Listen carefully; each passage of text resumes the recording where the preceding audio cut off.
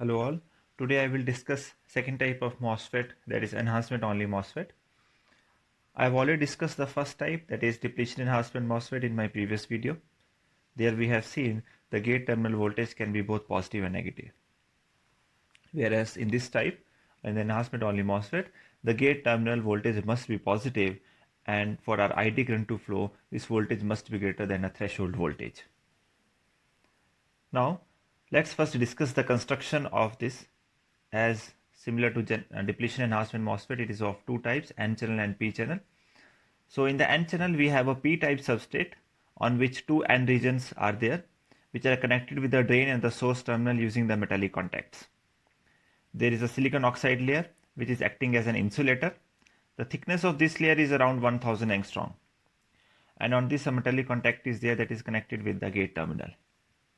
Now in this case also, the gate is insulated from the N and the P regions. Similarly, for the P channel, the substrate is of N type and drain and source terminals are connected with the P type regions. Now, if we look here clearly, we can see that there is no channel present over here. Or we can say that this substrate is extended all up to the SiO2 layer or the metal oxide layer. Due to the absence of this channel, there is no current flow when the gate voltage is not applied. So due to this reason, it is also named as normally off MOSFET. Now, next is the working. This is the normal biasing polarities in the case of N-channel MOSFET. Now, we will discuss this working for four cases. First case is when VGS is equal to 0. Second is when VGS or the gate to source voltage is less than the threshold voltage. Third is for the higher gate to source voltage when it is greater than the threshold voltage. And fourth case is when our drain to source voltage is very high. So let's discuss these four voltages one by one. In the first case, when our VGS is equal to 0, it means this gate and source terminals are shorted or simply connected to the ground.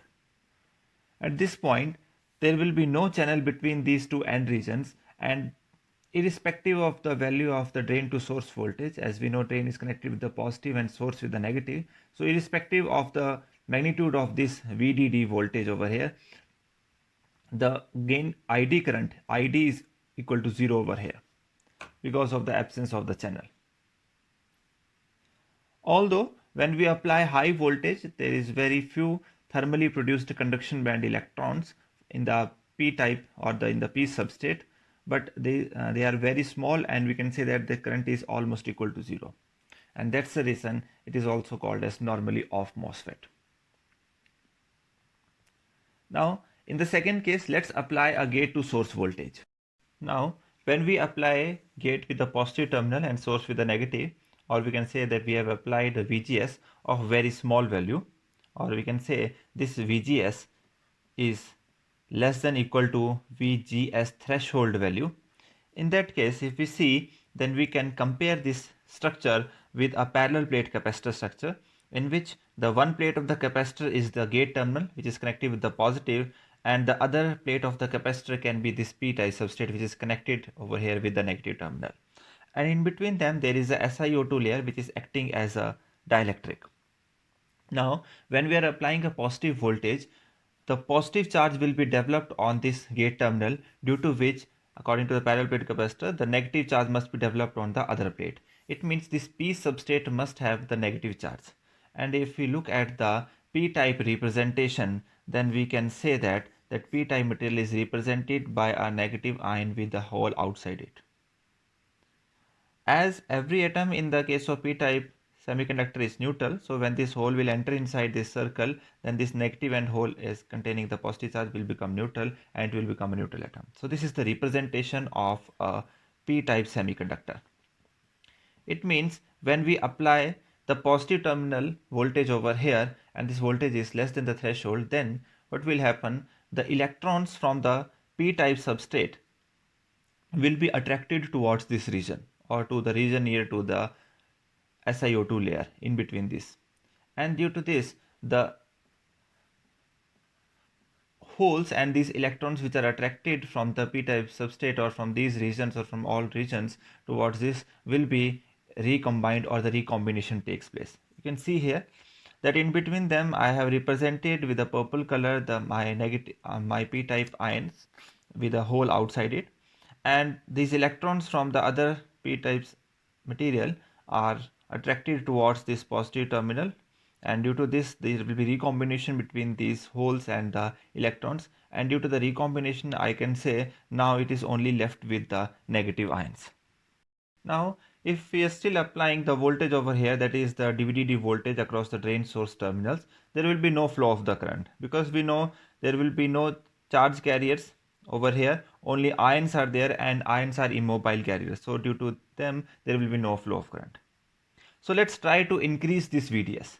Now we are going to increase this VDS greater than the threshold voltage or VGS threshold. And when this voltage is increased, more positive charge will be accumulated on the gate terminal as shown over here.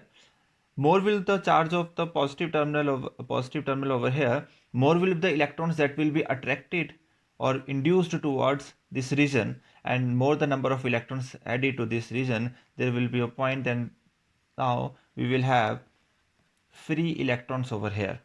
Now due to this majority carriers over here and or the electrons in between these two end regions, a channel will be created, and now the electrons from this region will move to the drain region due to the presence of the external supply voltage VDD. Now higher the gate voltage, more will the positive terminal at the gate, and more will be the electrons induced in this channel, and higher will be the flow of the electrons from the source to the drain. Or we can say that with the increase in the VGS towards the positive, the ID current will increase. Now in the fourth case, let us say that we are now applying the higher voltage across the drain to the source, or the VDD voltage is very high. Now I have neglected in my previous images or figures that whenever we have a N and P region, then there will be the formation of this depletion region. Now I am taking this depletion region into consideration over here. When I am applying the VDD voltage over here, then this depletion region will also change. Now look here, at lower values it is not making any major impact in my working, but on the higher values of the VDD or higher values of VDS, S is connected with the substrate, so I can say the higher the value of VDS, more will the reverse biasing between the drain and the substrate, because drain is connected with the N type and substrate is nothing but the P type, where positive is connected with the N and P is connected with the negative. So higher the value of the VDD, more will the reverse biasing, and due to this reverse biasing, this depletion region will increase. Due to the increase in the depletion region, the channel which was created due to the gate to the source voltage will now be affected or will be altered due to the formation of the depletion region. Higher the value of the VDD, more will be the reverse biasing, and more will the depletion width, as we know that width increases with an increase in the reverse biasing voltage. So a point will come that this channel will become somewhat like this, and we can say that now it is almost touching a single point over here. It has reached to the pinch off point, where pinch off point is nothing but at this point the maximum number of electrons will flow, and with the further increase in the VDS there will be no further increase in the current. So this tapered channel is due to the reverse biasing between this N type and the P type substrate due to the higher values of VDD. Now after discussing these four cases, we are in a position to discuss the characteristics of the enhancement only MOSFET. So let's first discuss the transconductance curve or the transfer curve. Now the transfer of the transconductance curve is between ID and VGS, and we know that VGS is nothing but the positive voltage over here, and we have seen here that at VGS is equal to 0, the ID current is 0, and as we are increasing the VGS but it is lesser than the threshold or the VGS threshold voltage, then there will be no formation of the channel and we can say the current over there is 0. But after the VGS threshold, or exactly at the VGS threshold, the electrons are now started adding into it, and the holes are all reflected towards the substrate side or the lower side, and now these electrons are forming the channel, or we can say the electrons now are moving from source to the drain. So due to this, the current will flow. Now, higher the value of the VGS, more will the positive polarity over here, more number of electrons will be induced in this channel, and more will be the conduction carriers in this channel, and higher will be the IT current. So we will find that there will be an increase in the drain current or the IT current. Now, second is the output characteristics and the drain curve, which are nothing but between the ID and the VDS. So we can see here that when this channel is there, or when the VGS is above the threshold, then when we will increase the VDS, due to the increase in the VDS, more numbers of carriers will travel from source to drain, and due to that, up to a particular point or to the lower values of the VDS, there will be a linear region where ID will increase proportionality with respect to the VDS. This region.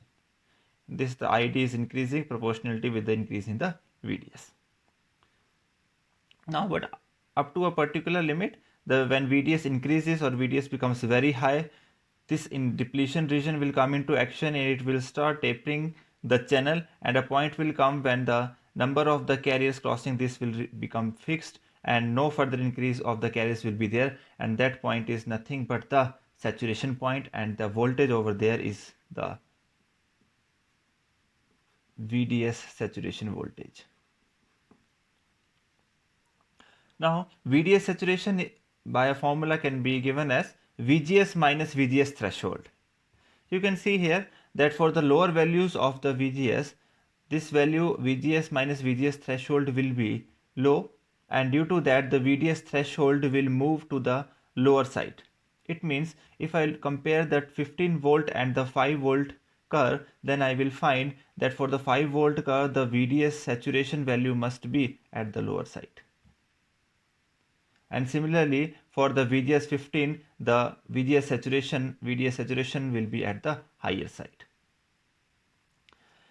Now, the region below the VDS saturation is the ohmic region. As I have denoted different VDS saturation values, this will be VDS saturation value for the plus 15 volt, this will be for plus 10 volt, and this will be for plus 5 volt. So this curve will be obtained by joining these points. And we can see here that below this this line or this curve, there will be ohmic region. It means there will be increase in the ID current with the increase in the VDS, and after this the current ID current will become saturated, and we can call it as the saturation region.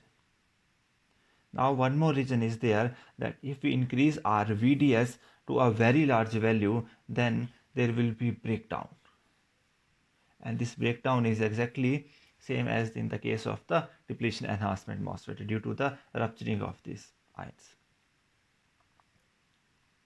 So this is all about the characteristics.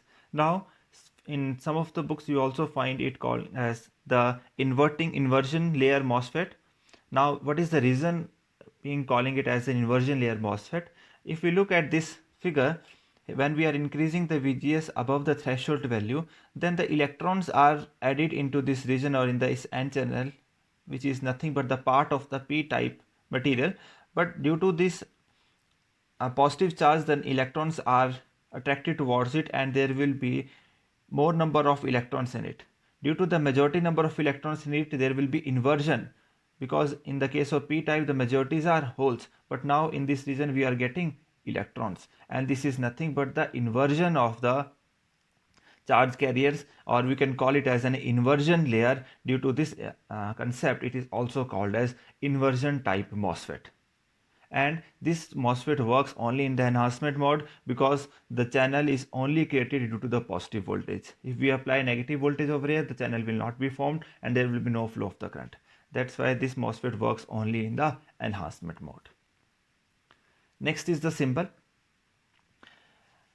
For the N channel, if we look here, these two layers will look like the parallel plates of the capacitor, where one is connected with the gate, and there are three regions where upper one is the drain, lower one is the source, and the middle one is the substrate. Substrate is connected with the source, so we have connected here it with the source, and there is an arrow sign. This arrow is always pointed towards the N type. In the case of N channel, the N type is N channel is there, so it is pointed towards the N channel or towards the region, whereas in the case of P channel, there is N type substrate, so it is pointing towards that N type substrate or towards outwards. This is all about the enhancement only MOSFET.